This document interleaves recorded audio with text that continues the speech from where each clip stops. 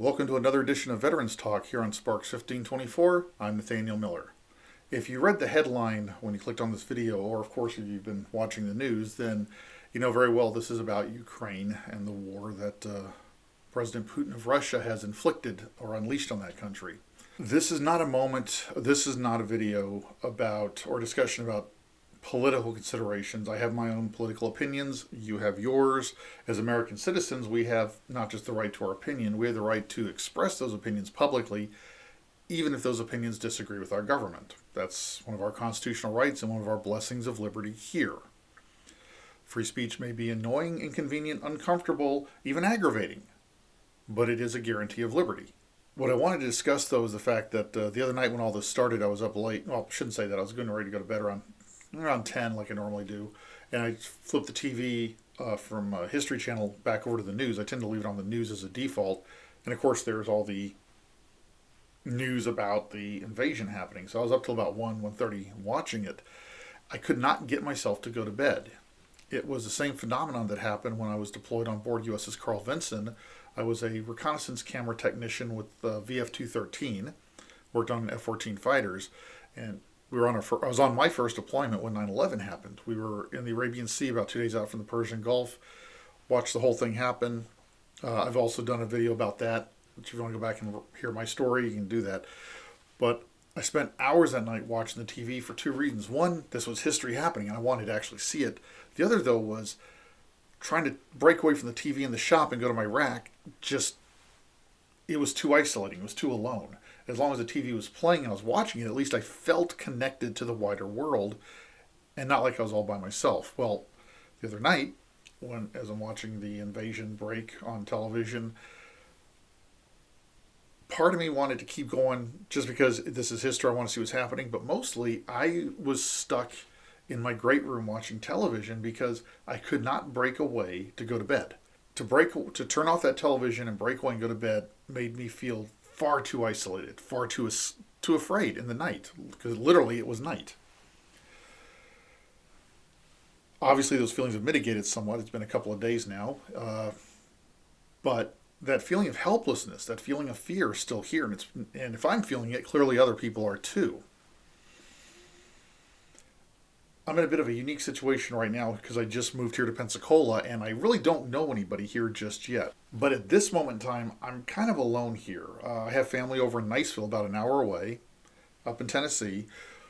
But there's nobody right here in this city, and that's only because I just moved here. So I've got to find ways to wrestle with these things, to reach out and get support that don't, and not Lone Ranger it. That's one of the biggest things that many military people have, male or female, doesn't matter, because we are trained so highly in problem solving, because it's ingrained in us being in the military that we've got to keep going no matter what. It's easy to get into a Lone Ranger mentality and try and carry everything by yourself. In a lot of ways, we actually did not do that on active duty. We may not have been terribly open or honest with each other about what we were really feeling, but we still leaned on each other. We got through things together. And as veterans, we can do the same thing. We've just got to think about it a little more because we're not in uniform in the same shop, on the same ship, or deployed with the same unit. Of course, obviously, if you are really having a bad time, if you're having a crisis, I've linked the Veterans Crisis line down below in the description. Call it. It actually works. I have used them at least twice in the last couple of years. It works. Of course, you can also call 911, excuse me, 911, or go to the emergency room. But if you're having a real crisis, reach out for professional medical help immediately, please. If you want to chit chat with me, you're more than welcome to. I am not a professional counselor. I'm just a writer, blogger, and retired sailor. But you're more than welcome to reach out to me through the comments below if you want to get a dialogue going and just chit-chat. I'm more than happy to do that.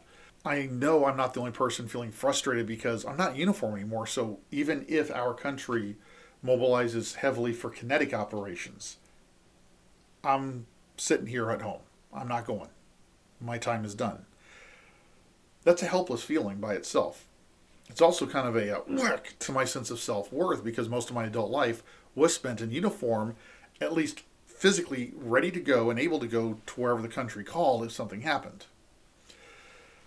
The reality is that is not an implicit insult to my self-worth or any of our self-worth of our veterans. We did our time. We faced the crisis. We served our country during the crises that occurred while we were in uniform. Now it's the next generation's turn. It's easy to say take care of each other, but that's what we have to do. On active duty, it might be a little easier. You got everybody in the shop right there. Former Navy guy could just walk into Fleet Family Support Center. Civilian, now it's a little different. I've got to be a little more creative. We all do, but we're all still here.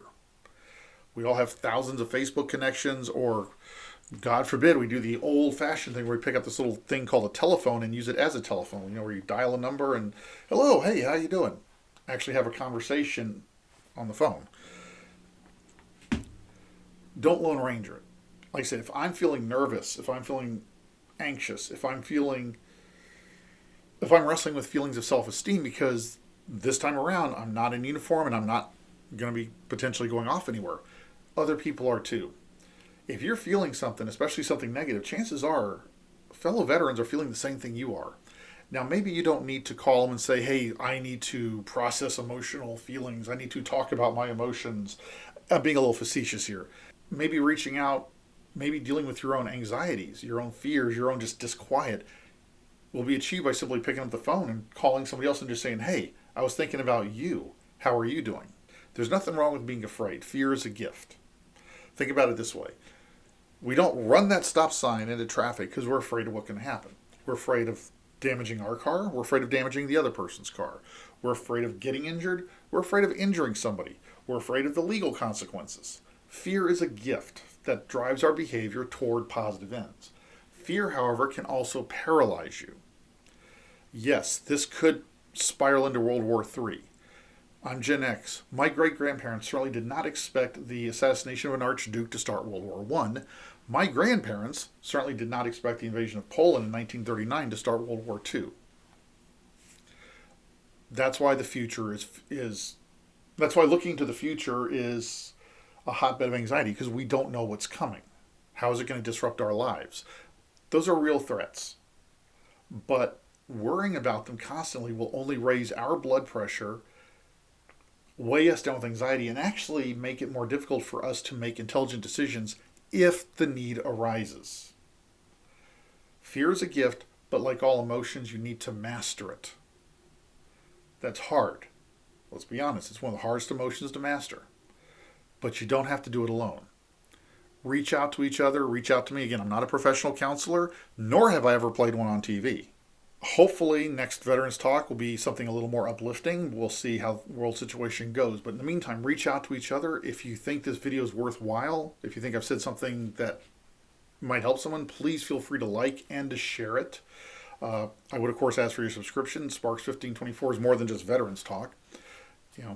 I've also got an ongoing series right now on the writer's craft for budding writers. I do travel logs, sea stories, general things. This is a place for me to talk about life. Right now, this is one of the harder parts about life. We're all afraid this could get really bad. Well, of course, if you're in the Ukraine, it already is really bad. But you know what I mean. Don't deal with it alone. Reach out to each other. Feel free to share this and like it. And until we talk again, go do some great things.